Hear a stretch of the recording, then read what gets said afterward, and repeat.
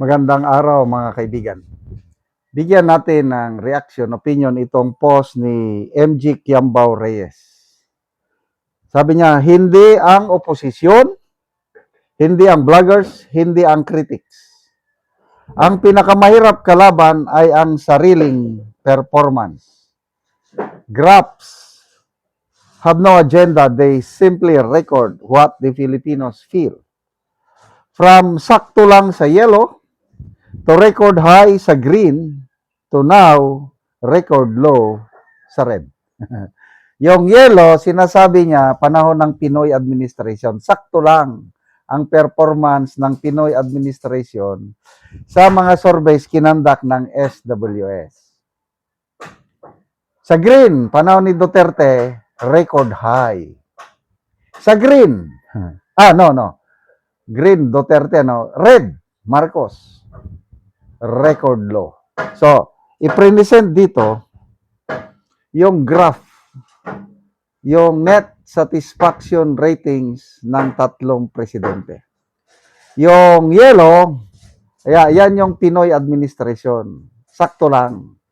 Hindi masyadong mataas, hindi masyadong mababa, average. Kay Tatay Digong, sobrang taas. Kay BBM, sobrang baba. Kaya, spaghetti pababa, pababa ng pababa. Kita nyo, yung pula, downward ang kanyang projection. Unahin natin ang yellow. Nagsimula ang Aquino administration, positive 60. Ito yung mga net satisfaction rating. So, positive 60. Wow.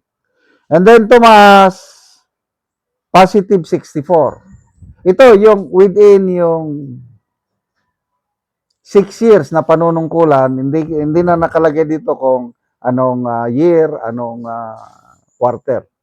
Basta from positive 60 to positive 64, bumaba positive 53, tumaas positive 67, and then bumaba ulit positive 64. Tapos biglang bumagsak ng positive 11.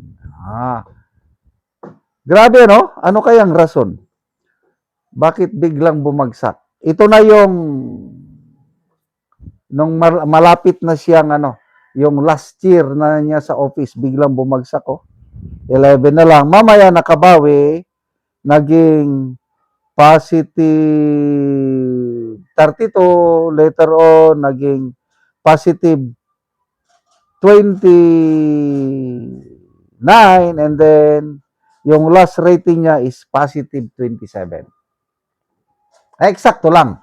Ni minsan hindi nakatikim ng negative net satisfaction rating ang Pangulong Pinoy Aquino. And I am a witness to that. Kasi nung presidency niya, na-assign na ako sa Camp Aguinaldo, kitang-kita ko. Yung 2014 to 2015, na-assign ako doon eh. At namomonitor ko yung performance ng presidente. Average performance. Okay, Tatay Digong naman natin, green. Nagsimula siya ng positive 64, bumaba ng positive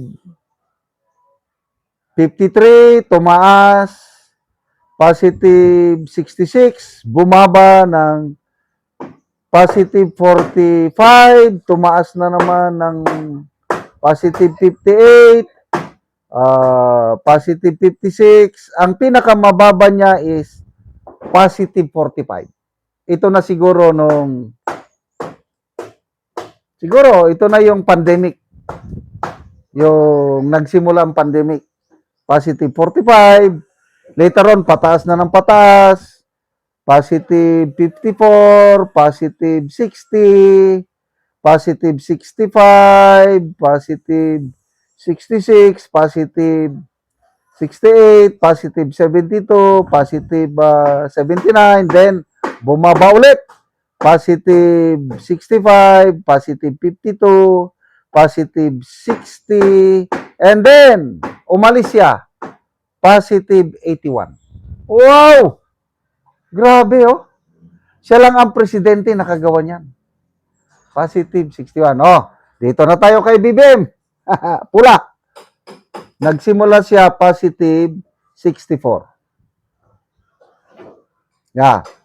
And then, bumaba, positive 44, tumaas ng kaunti, positive 47, then ito na, pababa na. Positive 30, positive 22, positive 19, and then, naging negative 10. And then, tumaas, bigla, naging positive 10, and then, naging negative 3, and then, negative 15. Nasa kalagitnaan pa lang siya sa kanyang term. So ano? Makakabawi pa ba ang Pangulo? Pataas ulit? Depende sa kanya. Kung tutuhanin niya yung flood control, imbestigahan, ipakulong ang mga mastermind, nako, babawi yan. Kasi ang pinakamalaking issue ngayon ng mga sambayanan, flood control eh. And then later on, yung inflation. Kung mapababa niya ang inflation, may stabilize niya ang presyo. Yan. And then yung fighting graft and corruption. Mga ganun. Yan ang mga ano. And then makapag-provide ng jobs. Matotoo yung mga promise niya na walang magugutom. Makakabawi pa. Kailan kung walang major changes? Kung nandyan palagi sa Anticlair na kanyang palace press officer, wala na yan. Hanggang negative na yan sa tingin ko. Kaya ito na yung sinasabi na lame duck president. Kawawa. May mukha pa ba siyang maiharap sa taong bayan? I don't know.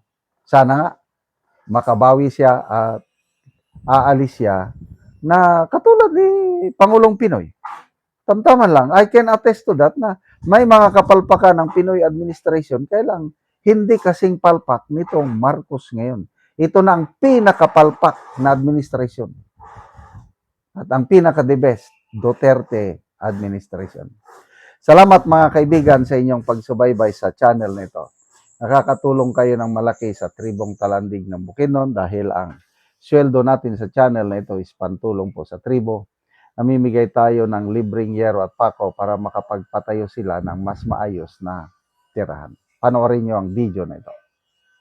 Ako diri sa gipatindog nga balay sa tabangan na Mugyero. So una ni ang gipatindog nga balay nga pag-aatopan karon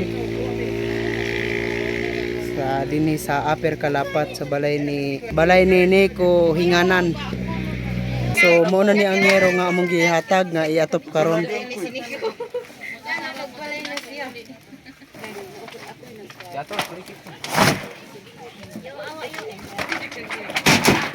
Duduk ke kapatan dari dimensi. Wait, tadi malu.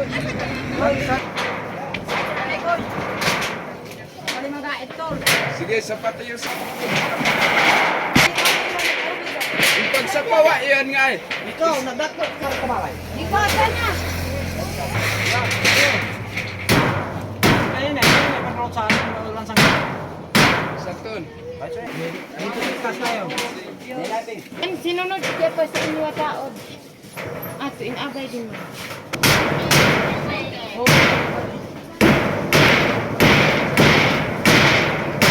O karon humanagyod sa pag-atop ang ginatabang nga yero. So natupan na gyud ang ilang gipatandog nga balay ni Miko. Salamat sa Ginoo ug sa nagatag sa sin kay nakatop na ko sa akong gipatukod nga balay. Oo, so pila ni ka bulan nga aya pa natupan ang imong gipatindog nga balay? Isa ka bulan ay Isa? pa na atupan. Wala pang tabang di na gyud ko katop sa akong balay kay akong paningkamot ko to gyud sa pagkaon. Pagkaon ra gyud. Taot unta nga dagang pa ang yatag nga tabang para dagan ang matabangan sama nako. Oo, so dagan pa nang hinahanglan. Dagan pa ang nanginahanglan sama nimo. Oh, so salamat kayo.